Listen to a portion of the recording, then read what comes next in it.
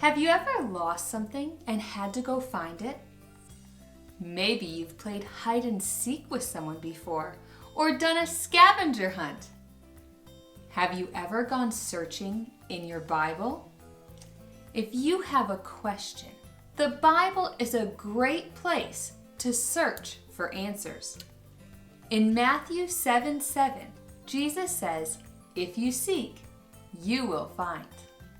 Today, we're going to make a seek and find jar. We'll start with a clear jar. This is just an old pasta jar, but you can use any plastic or glass jar that's clear and has a sealable lid. Let's start putting some things into it. What are some of the things that we have? A quarter, a little cube, marble. Here's another marble. We have a butterfly and a praying mantis, a penny. Here's a bead and a little googly eye from a craft. We also wrote out some words to put in.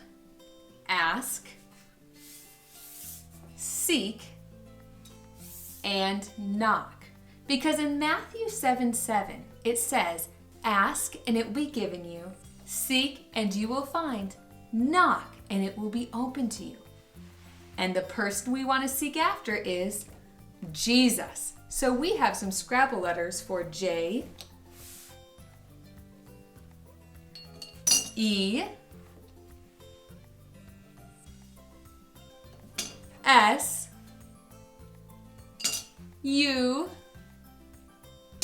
S.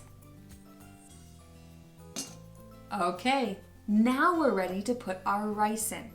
Now, you don't want to fill the jar up with rice, just about 3/4 of the way.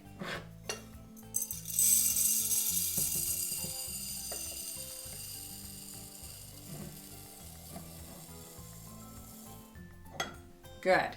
Now we have space for our rice to move around. Now you can see that right now you can't really see any of the things that we put in. But if you turn it around and move it, you can try to find some things. Oh, I found some. A seek and find jar. This is a fun toy to play with. You could play with it when you have to sit and wait for something. See how many things that you can find. And when you're looking, seeking, and finding, remember that the best person to seek for is Jesus.